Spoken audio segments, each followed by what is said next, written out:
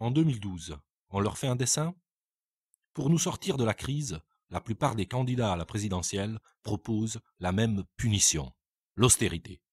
Pour eux, il faut réduire les dépenses publiques et surtout diminuer l'argent consacré aux salaires. Ils prétendent qu'il faut améliorer la compétitivité en baissant le coût du travail.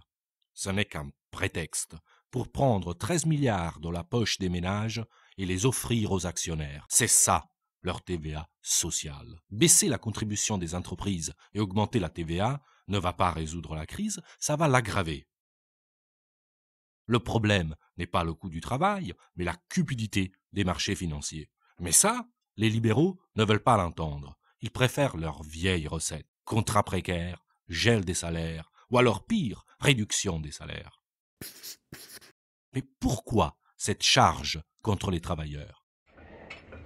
C'est simple. Comme la crise est en train de gripper la machine économique, elle menace de réduire les marges exigées par le capitalisme financiarisé.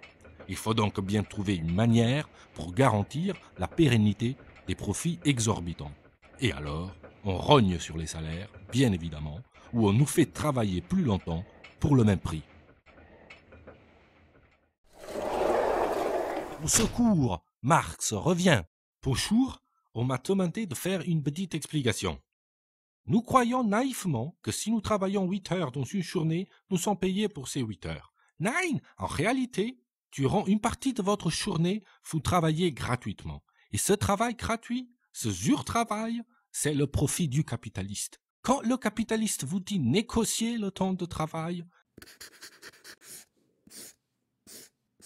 il vous dit vous faire travailler vous plus pour lui profiter plus.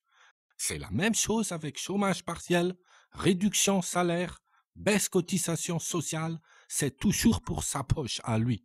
Pour les délocalisations, c'est la même logique. Le capitaliste cherche travail toujours meilleur marché pour augmenter son profit à lui. La délocalisation, c'est pas la fatalité, c'est le choix politique de privilégier le profit. Et ça, même Keynes le comprendra plus tard. Oh, merci beaucoup, my dear Karl, mais je voudrais en toute modestie ajouter que cette situation est proprement intenable, y compris pour les capitalistes eux-mêmes, car à force de baisser les salaires, à force de créer du chômage de masse, c'est toute l'économie qui se bloque. Ils sont en train de scier la branche sur laquelle ils sont assis. Je l'avais pourtant déjà bien expliqué dans les années 30. Ya, John, tu as bien raison. Mais l'heure n'est plus à sauver le capitalisme. C'est l'écosystème humain qu'il faut sauver maintenant. Et je crois que le front de gauche a quelques idées. Merci les amis.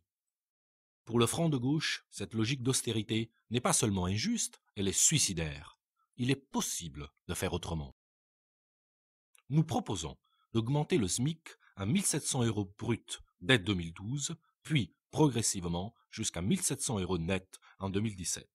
Mécaniquement, cette mesure entraînera l'augmentation de tous les salaires.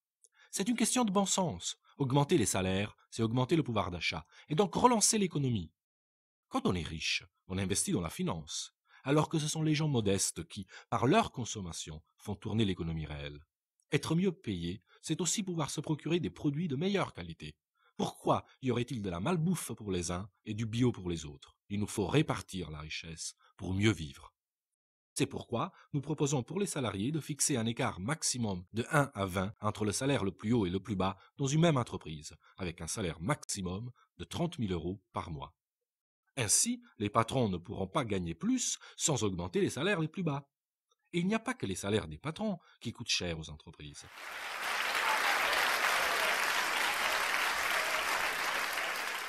Bien plus que les cotisations sociales que le discours dominant désigne systématiquement comme un handicap à la compétitivité, ce qui pèse sur le budget des entreprises, ce sont avant tout les charges financières. Ce sont près de 300 milliards d'euros que les entreprises françaises doivent débourser chaque année entre intérêts versés aux banques et dividendes pour les actionnaires. Le front de gauche s'y prendra autrement. Nous créerons un pôle public bancaire pour une politique sélective de crédit, avec des taux d'intérêt faibles lorsque les entreprises investissent dans l'emploi, les salaires, la formation, la recherche, Et à contrario, nous pénaliserons celles qui délocalisent et jouent la spéculation financière aux dépens des emplois, des conditions de travail et de l'environnement. Nous voyons bien que des solutions existent, mais qu'il faut avoir le courage politique de les porter et de les défendre. Certains mettent la finance au cœur de leur projet. Nous, au Front de gauche, nous mettons l'humain d'abord. En 2012, on va leur faire un dessin.